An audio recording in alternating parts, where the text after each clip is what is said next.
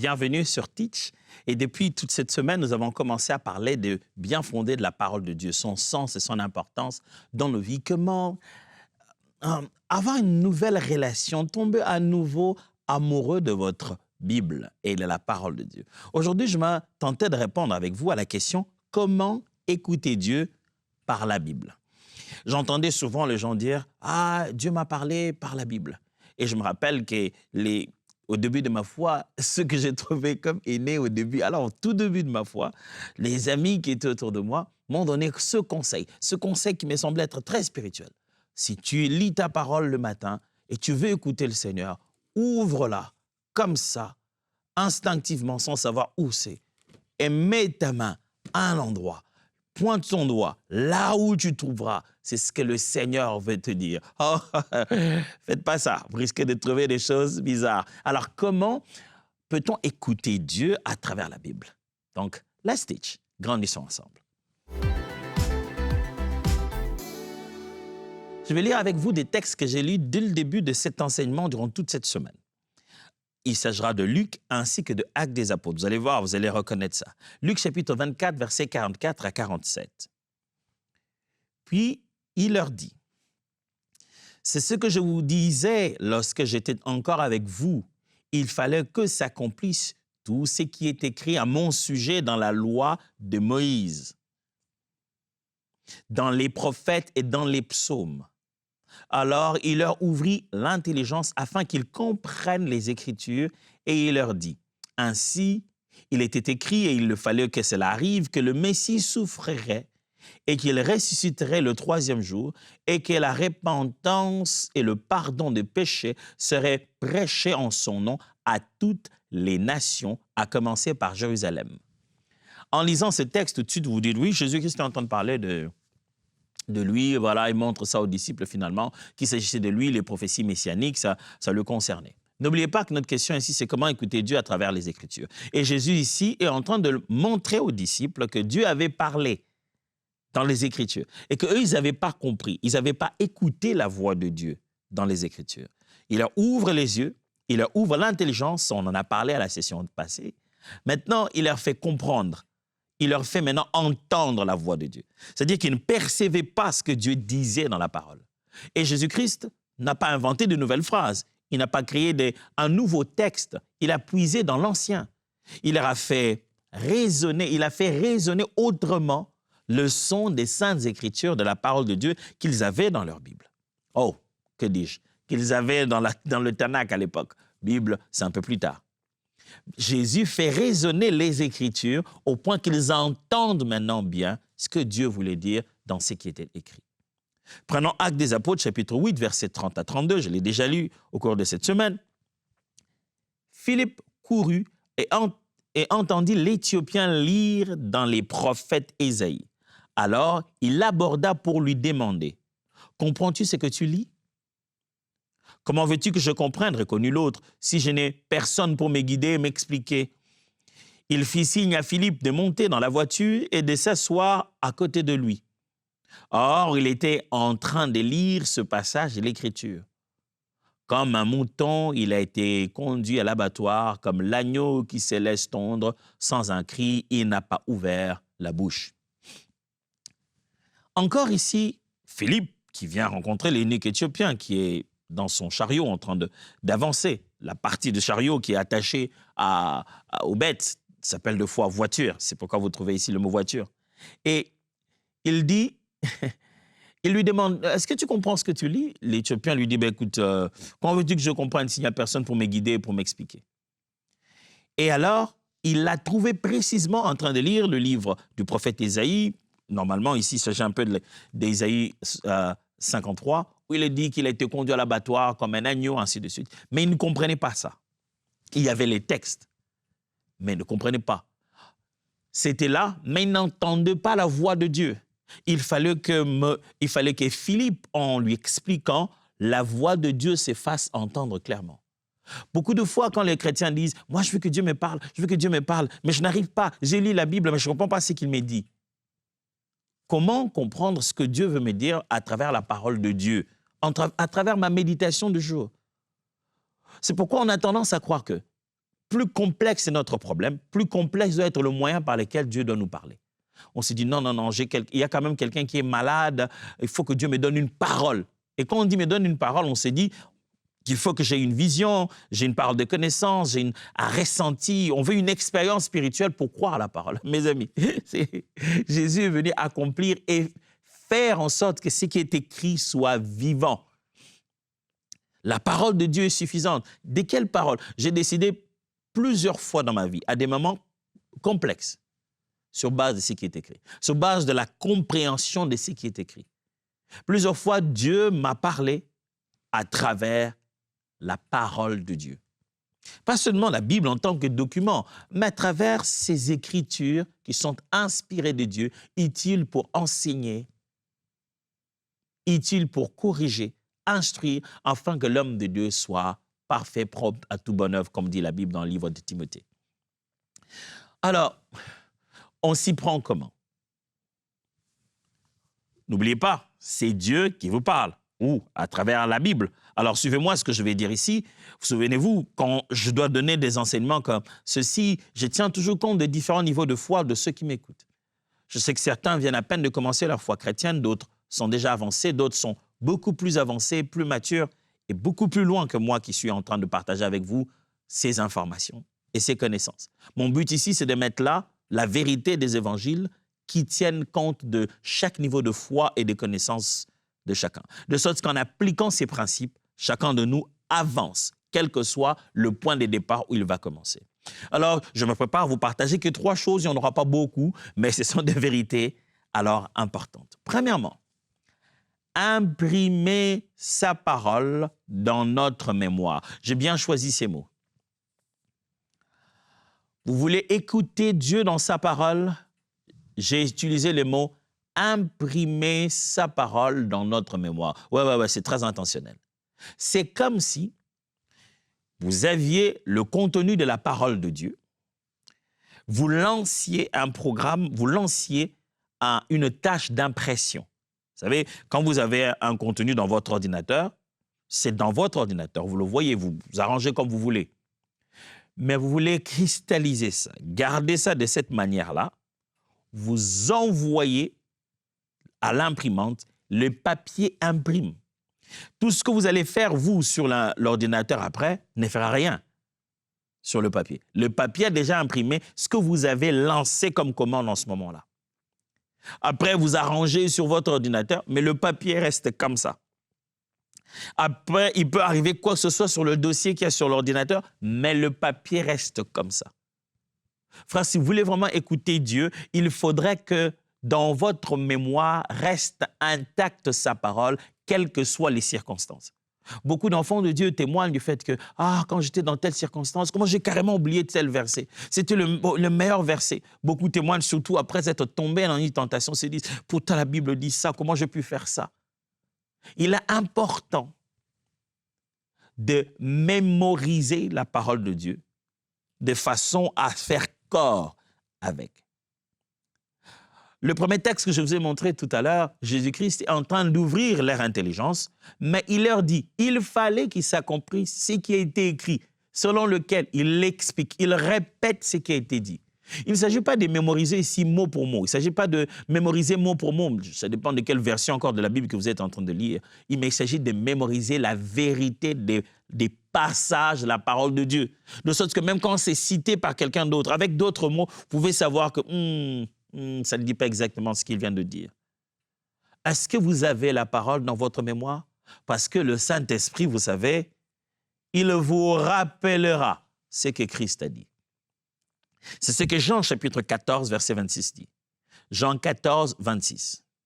Mais le conseiller, l'Esprit Saint que le Père enverra de ma part, vous enseignera toutes choses et vous aidera à les comprendre. Il vous remettra en mémoire tout ce que moi je vous ai dit. Intéressant. Hein? Il vous remettra en mémoire. C'est pourquoi j'ai dit, imprimez ça bien dans la mémoire. Il dit, mais quand je vous parlais, quand je vous enseignais, vous mémorisiez, vous reteniez des choses. C'est un travail intellectuel, c'est un travail mental. Et le Saint-Esprit, quand il vient, il ne fera pas qu'un travail spirituel. Il fera aussi une dimension très mentale, psychologique, très intellectuelle, celle de ramener à la mémoire les choses. S'il fallait qu'il se mette à l'écrire plutôt, il devrait s'y rappeler. Ce n'est pas seulement se rappeler des faits, mais se rappeler des vérités. Mes amis, si vous voulez que Dieu vous parle à travers la parole, vous devez la voir dans votre cœur. Je parle ici non pas seulement de mémoriser dans la tête, mais dans le cœur, c'est-à-dire faire un avec ces Écritures. Pour que le Saint-Esprit vous parle de la parole, il va la rappeler. Donc, il faut que vous puissiez appeler la parole pour qu'elle soit rappelée. Vous devez placer les Écritures dans votre mémoire pour que le Saint-Esprit les suscite au moment convenable. J'ai déjà eu des occasions où je parlais de quelque chose à quelqu'un, il m'a dit « Ah, ça c'est écrit dans la Bible ?» Je dis « Ah oui ?» Mais vraiment, pasteur, tu ne sais pas, ça change complètement tout. Et je me dis, pourquoi? Il dit, tu sais, si je savais que la Bible dit une chose pareille, vraiment, je n'aurais pas pu imaginer. C'est-à-dire, Dieu avait déjà parlé de ça bien avant, et lui, il a levé une mauvaise option parce qu'il n'était pas au courant de ce qui est écrit. Alors, ne prenez pas la lecture de la Bible entière comme, je vais appeler ça quoi, un défi de carrière. C'est-à-dire, vous vous dites, moi, avant que je finisse ma foi chrétienne, que j'aille au ciel, je finirai un jour par lire la Bible. Oh non! Ne faites pas ça. Non, pas du tout. Vous ne pouvez pas attendre l'entièreté de votre vie chrétienne sur la terre pour lire la Bible. Vous êtes censé la lire entièrement au moins 2 fois par année. Au moins. Allez, regardez-moi cette Bible que j'élève ici physiquement. C'est quelques pages. J'ai vu des livres plus gros que ça et moins intéressants que ça. J'ai vu des tomes qu'il fallait étudier pour présenter sa recherche. Il fallait profondément les étudier. Et à la fin de tout ce qu'on a étudié, la question c'est, faites le résumé de tout ce que... Mais ici, la différence, ça, ce n'est pas le résumé que tu vas faire. Tu vas intérioriser ça et le comprendre. C'est comme si vous étiez un avocat qui est en train de me dire, ben, avant la fin de ma carrière d'avocat, je finirai par lire la Constitution, je finirai par lire le droit de la famille. Vous êtes un avocat attaché, spécialisé dans le domaine des familles, et vous lirez l'entièreté du code de la famille quand vous aurez fini votre vie d'avocat. Comment vous défendez les gens? Vous devez vous nourrir de ça. Vous devez avoir ça en la mémoire.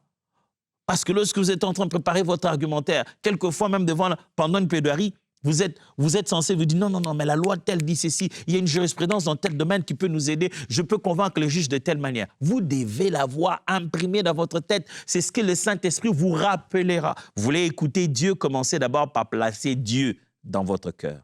Vous voulez l'entendre vous parler à l'intérieur? Commencez à placer sa parole à l'intérieur. Alors, elle va commencer à ruminer à l'intérieur. Alors, elle va commencer à parler. Vous voulez que ça explose? Il faut d'abord placer les systèmes. Armez votre cœur pour qu'il s'explose avec les vérités de la parole de Dieu. Commencez par mémoriser, imprimer dans votre mémoire. Pasteur, est-ce que tu es en train de dire littéralement que je me mette à mémoriser verset après verset? Je suis sûr que tu m'as compris que ce n'est pas de ça que je parle. Je parle de lire si souvent qu'on sait de quoi il s'agit. Je parle de lire si souvent que même quand tu ne sais pas répéter mot pour mot, tu sais très bien de quoi il s'agit. Je parle de lire, d'écouter, d'être tellement familier avec les textes qu'on s'en souvient. Au point que quelqu'un peut dire une belle phrase comme ça, je l'écoute, je dis, ça c'est pas la Bible, mon ami. C'est une belle phrase ancienne, bien formulée, mais ça, ce n'est pas la Bible. Ça, c'est peut-être un tout autre livre, mais ce n'est pas la Bible. Mon ami, ne vous donnez pas un défi de lire la Bible jusqu'à la fin de vos jours. Non, non, non, en vous disant, avant la fin de mes jours, je finirai par lire la Bible. Non, il n'y a que 66 livres. Chaque année, finissez avec. Aujourd'hui, les chrétiens lisent la Bible avec une sorte de léthargie, c'est dit seulement. Je lis pour mon cœur, pour mon esprit, donc je cours derrière personne. Oh, si vous saviez qu'ici se trouvent les munitions pour notre guerre et que vous étiez sur un terrain de combat et que l'adversaire lançait des rafales et que vous deviez aller vous ressourcer dans l'artillerie, vous ne lirez pas la Bible comme ça avec légèreté. Si vous saviez que dans ce livre se trouve notre armement et que les types d'adversaires là dehors changent d'après le niveau de notre mission et que vous étiez dans l'obligation de les combattre, vous irez chercher différemment les Saintes Écritures. Mémorisez, placez dans votre être intérieur, dans votre mémoire, la parole de Dieu. C'est comme ça que vous allez commencer à l'entendre vous parler. Pourquoi? Parce que l'Esprit vous rappellera ce qu'il vous a déjà dit. Deuxième vérité. Souvenez-vous, la question c'est comment écouter Dieu dans la parole? On dit, moi j'écoute Dieu seulement par sa parole. Moi, je n'arrive pas à écouter Dieu. Comment je sais que c'est la volonté de Dieu? Commencez d'abord à lire ce qui est de Dieu. Et quand il vous le rappellera, vous saurez qu'il s'agit de lui. Deuxièmement, acceptez l'autorité de la Bible. Les mots sont aussi bien choisis. Accepter. L'autorité de la Bible existe pour nous, chrétiens. Nous reconnaissons que la Bible est autoritaire. Ça signifie que lorsqu'elle nous parle, elle ne nous parle pas pour discussion. Elle nous parle pour instruction. La Bible ne nous conseille pas. Elle nous ordonne. C'est comme ça que les chrétiens considèrent. La vérité de ce que la Bible dit, c'est à ça que je dois me conformer. Je ne débat pas avec le Dieu de la Bible, j'écoute son conseil, je suis ses voies, j'accomplis, j'obéis à sa parole, pour être simple. Donc la Bible est autoritaire. Lorsqu'elle nous parle pour nous orienter, nous donner la direction. Je donne un exemple simple. Aujourd'hui, vous êtes sur la route, vous avez votre véhicule, vous sortez. Vous roulez, il y a un panneau stop, vous stoppez. Ou il y a des feux, des signalisations de feu comme ça, c'est rouge, vous stoppez. Pourquoi vous faites tout ça? Parce qu'il y a un document qui est écrit qui s'appelle Code de la route. Par respect du Code de la route, où que vous soyez, même sans Code de la route avec vous, vous vivez ce que le Code de la route vous a donné comme orientation. Vous n'êtes pas en train de vous dire « Ah, mais le Code de la route a dit rouge, ah, moi je passe ». Quand vous faites ça, il y a des policiers qui vous arrêtent. Ils disent « Vous n'avez pas respecté le Code de la route ». Pourquoi? Parce que ce n'est jamais sans conséquence quand on brise des instructions. Ce code qui a été écrit par des hommes d'ailleurs, qui se sont assis, ils ont dit « Pour ne pas se mettre en danger, mettons ces instructions parmi nous pour qu'on vive dans la paix ». Ce code-là est autoritaire. Ce n'est pas une proposition. Lorsque vous allez passer votre test de permis de conduire, on ne vous dit pas « Bon, lorsqu'il faut virer à droite et que c'est en feu rouge, la législation ici permet de pouvoir virer à droite, juste en regardant si vous avez la priorité ou non, mais vous n'attendez pas le fait qu'il devienne au vert. Vous dites « Oh non, moi, ces choses-là, je ne ferai pas. Quand j'arrive, moi, je ne bougerai pas tant que je n'ai pas vu le vert. » Non, vous n'avez pas le droit de décider vous-même de ce que vous allez faire du code de la route. Le code de la route s'impose. Mes amis, la parole de Dieu, c'est plus que le code de la route. C'est de l'autorité qui s'impose sur la manière dont nous devons vivre notre quotidien. On ne discute pas avec les Écritures. On reçoit ce que Dieu a dit. Alors, pas littéralement, ce que Dieu a dit. Pas juste dire, quand on parle figurativement, vous allez accomplir physiquement ce qui est figuratif. Non, ce n'est pas de ça que je parle. Mais la parole de Dieu est écrite pour nous instruire, nous parler, nous orienter. Vous voulez écouter Dieu, sachez que ce que vous lisez ici dans la Bible, c'est déjà Dieu qui vous parle. Si vous n'avez pas conscience que ce qui est écrit tient pour autorité, a pour but de vous parler, de vous instruire, vous regarderez la Bible comme un livre intéressant. Regardez ce que la Bible elle-même dit dans 2 Timothée, chapitre 3, verset 16. « Car toute l'Écriture a été rédigée sous l'inspiration de Dieu. C'est pourquoi elle est utile pour nous enseigner la vérité et nous en persuader, pour apprendre à nous connaître et pour nous convaincre de péché, pour réfuter les erreurs et rectifier nos pensées. Elle nous aide à réformer notre conduite et nous rend capables de mener une vie juste et disciplinée, conforme à la volonté de Dieu. » Que dois-je vraiment ajouter de plus? Car toute l'Écriture a été rédigée sous l'inspiration de Dieu, c'est pourquoi elle est utile pour nous enseigner la vérité et nous en persuader, pour apprendre à nous connaître et pour nous convaincre de péché. Voyez ça? L'autorité de la Bible vient d'abord de son auteur, c'est Dieu qui en a donné, Et l'autorité de la Bible vient du fait que c'est lui qui en est l'auteur et qui en est la source d'inspiration. Dieu, c'est lui qui est derrière ce qui est écrit. Ce n'est pas juste Paul, ce n'est pas juste Timothée, ce n'est pas juste David. L'Éternel a soufflé cette vérité. Il y a une bonne question qu'il faut poser quand on se pose sur l'autorité de la Bible.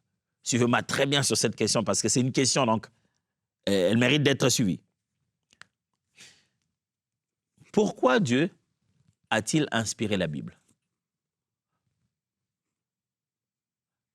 Voici mes options.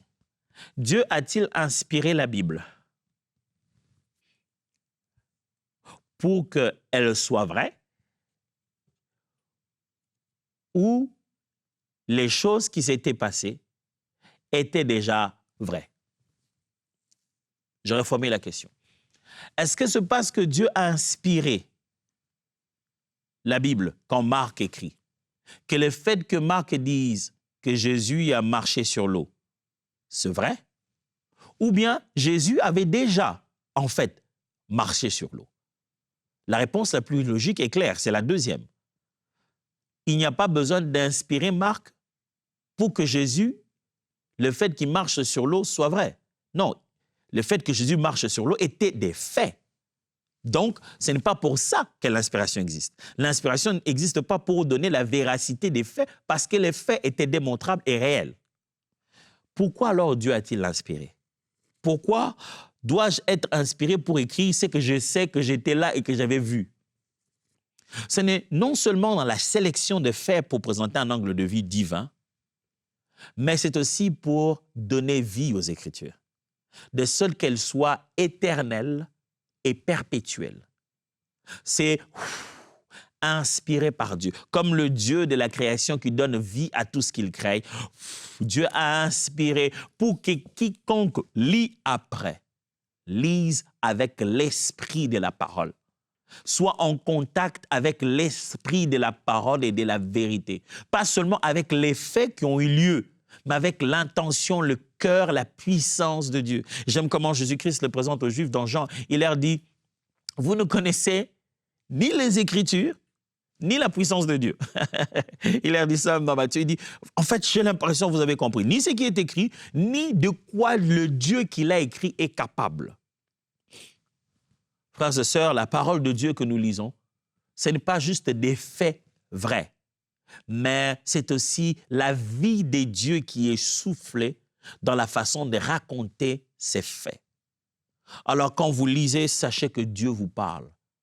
Reconnaissez l'autorité des Écritures et vous commencerez à avoir une relation différente dans la façon de l'écouter. Et en fin de compte, pour aujourd'hui, comment écouter Dieu dans la parole? Je vous ai dit que premièrement, vous devez la voir, cette parole, la mémoriser pour que le Saint-Esprit puisse la ramener dans votre cœur. Et je vous ai dit, deuxièmement, qu'il faudrait que vous puissiez considérer la parole de Dieu comme autoritaire. Et enfin, s'identifier aux principes éternels des textes. Le mot encore intentionnellement choisi. S'identifier, ça signifie que voici les principes éternels qui sont d'un côté. Là, ce que vous avez vu, on appelle principes éternels, les vérités qui ont été communiquées à l'époque, vécues par les personnes, les premiers destinataires, qui sont les mêmes vérités, quelles que soient les époques, quels que soient les changements, la technologie et les générations. Ces faits-là sont les mêmes à vivre pour toujours, selon le fait que c'est lié à la nature et à la personne de Dieu, ou lié à la nature de l'humanité qu'il a créée, en commençant par l'être humain et tout ce qui l'entoure. Ces principes-là, donc, sont éternels. Ça dépasse le simple fait d'une culture passagère ou quoi que ce soit. Ces principes sont liés à l'individu de Dieu, à la personne de Dieu, devrais-je dire, parce que la Bible, n'oubliez pas, révèle sa nature, c'est sa parole. Quand vous avez ces principes d'un côté, mettez-vous de l'autre. Ne tentez pas de conformer ces principes-là à votre vie. Comment je dois mieux vous expliquer ça? D'où que vous veniez, ne tentez pas, s'il vous plaît, d'africaniser la Bible, d'européaniser les Écritures, d'américaniser la parole. D'asiatiser, je ne sais pas quelle est la meilleure façon de dire ça. Je crois que là, la limite de ma connaissance est atteinte. Si vous me le dites, je serais bien heureux d'apprendre ça. Même ce que je viens de dire tout à l'heure, américanisé, est-ce que tout ça, c'est vraiment des vrais mots qu'on a inventés? OK, quoi qu'il en soit, je crois que vous avez compris mon idée. Ne tentez pas de tordre et de faire fléchir les vérités éternelles de la parole par rapport à votre contexte culturel et à vos réalités personnelles.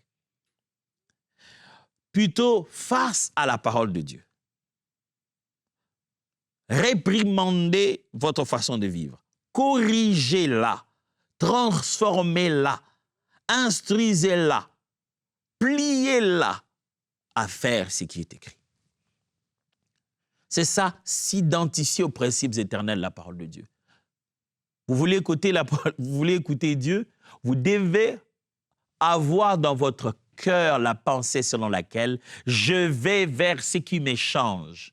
Je ne veux pas faire une présélection de ce que je veux. Je ne veux pas voir ce qui est dit et voir comment je peux l'appliquer juste pour moi et mettre d'autres choses de côté. Non, je m'en vais vers ce qui doit me changer. Quand vous lisez la parole de Dieu, vous ne vous regardez pas dans le miroir. Quand vous lisez la parole de Dieu, n'oubliez pas une chose. Je vais répéter ça. Quand vous lisez la parole de Dieu, vous ne vous regardez pas dans le miroir. Quand vous lisez la parole de Dieu, c'est vous qui êtes l'image qui doit respecter l'original. Je répète, frères et sœurs, quand nous lisons la parole de Dieu, ne pensez pas que nous nous tenons devant un miroir pour regarder la Bible comme si c'était notre reflet. Non, quand nous lisons la parole de Dieu, nous sommes le reflet de sa gloire qui doit être conforme à l'image réelle de qui il est. Les principes éternels qui sont là, on doit s'en identifier, c'est dire ça, ça me parle, ça, c'est moi. Ça, c'est applicable à ma situation. Ce qui est arrivé ici. Il ne s'agit pas de voir, est-ce que moi aussi j'ai une femme, un enfant qui a des esprits mauvais pour que Jésus puisse me dire, cette parole ne le donne pas au chien. Ça ne me concerne pas. Non, il y a un principe éternel au-delà de la conversation du mot chien à l'intérieur. Quelle est cette vérité éternelle à laquelle Jésus voudrait que je sois exposé et que je commence à vivre comme ça? C'est ça, écouter Dieu. Ce qui signifie que le travail de l'interprétation, de la compréhension de la Bible doit précéder. Je vous lis Galates chapitre 4, versets 30 à 31. Galates 4, 30 à 31. Mais que dit l'Écriture? Chasse l'esclave et son fils, car le fils de l'esclave n'héritera pas avec le fils de la femme libre. C'est pourquoi, frères, nous ne sommes pas enfants de l'esclave, mais de la femme libre. Écoutez, Paul est en train de parler aux Galates, il veut leur faire comprendre ce que Dieu dit. Qu'est-ce qu'il leur fait? Il lit la Genèse. Il leur cite la Genèse. Il parle d'Isaac et d'Ismaël. Et il sort cette pensée de Dieu de là. Il prend le principe éternel qu'il y a derrière cette histoire. Il va même plus loin pour expliquer en disant ça, à part le fait que c'était un vécu, c'était aussi une allégorie. C'est-à-dire c'était une image qui exprime des principes plus élevés. Il y a bel et bien Isaac, il y a bel et bien Ismaël, il y a bel et bien les deux mères, mais ça voulait parler de deux choses aussi. Ça va à un autre sens. Vous voyez comment il écoute Dieu, mais à travers les principes éternels? Alors le défi est lancé de votre côté. Dieu vous parle. Est-ce que vous l'entendez? Commencez ça dès aujourd'hui. Pour moi, je vous dis à demain et continuez encore à tomber amoureux de la parole de Dieu. Dieu vous bénisse.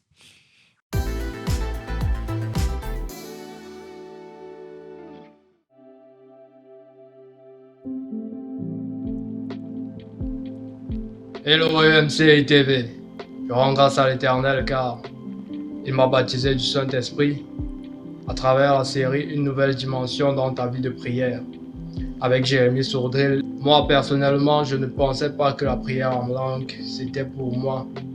Vu que j'avais essayé plusieurs fois, rien, je n'arrivais pas à prier en langue. Je me disais, c'est pour les pasteurs ou c'est pour d'autres chrétiens. Mais ce jour-là, l'Éternel m'a baptisé et à travers les conseils de Jérémy Sourdril, j'ai pu recevoir le baptême du Saint-Esprit et j'ai parlé en langue pendant plus de 30 minutes, moi qui n'arrivais pas à prier pendant plus de 10 minutes. Les jours qui ont suivi, le Saint-Esprit m'a conduit hors de chez moi, dans la chambre d'un cousin, pour passer des heures pendant des nuits à chanter en langue, à prier en langue, à lire la parole. C'était vraiment magnifique. Le Saint-Esprit m'a montré des songes, des visions, sur ce qu'il veut que je fasse pour mon entourage, pour mon prochain, pour ma famille. Il a fait tellement de choses. J'ai renouvelé ma soif du Saint-Esprit, ma soif pour Dieu, et je rends grâce à l'Éternel, car sans lui, tout ça ne serait pas possible. Alors je dis que Dieu vous bénisse abondamment et que l'œuvre continue. Gloire à l'Éternel. Vous savez, je suis toujours tellement émerveillée, tellement encouragée, tellement bénie, tellement édifiée par les témoignages que vous nous envoyez. Voir ce que Dieu fait dans vos vies, voir comment Dieu guérit, comment Dieu restaure, comment Dieu transforme des vies, c'est merveilleux. Et je veux prendre le temps de vous dire merci à chacun d'entre vous, la grande famille des partenaires, parce que votre soutien fait la différence. Votre soutien, mois après mois, permet que ce message soit diffusé, que l'évangile atteigne les maisons de la francophonie. Alors merci de tout cœur et j'ai un petit message pour vous. J'avais à cœur de vous partager ce verset de Hébreux 6:10 que vous connaissez très certainement. La Bible dit « Car Dieu n'est pas injuste pour oublier votre travail et l'amour que vous avez montré pour son nom, ayant rendu et rendant encore des services aux saints. » Oui, le Seigneur voit, le Seigneur n'oublie pas les sacrifices que certains d'entre vous faites, le prix que vous payez mois après mois. Le Seigneur vous voit, le Seigneur se souvient de vous. Alors je veux vous dire que ce sacrifice n'est pas vain. Vous êtes co-animateur, coproducteur avec nous. Merci de participer à la diffusion de ce message. Que Dieu vous bénisse. Un grand merci à tous nos partenaires qui donnent pour voir des vies transformées partout dans la francophonie.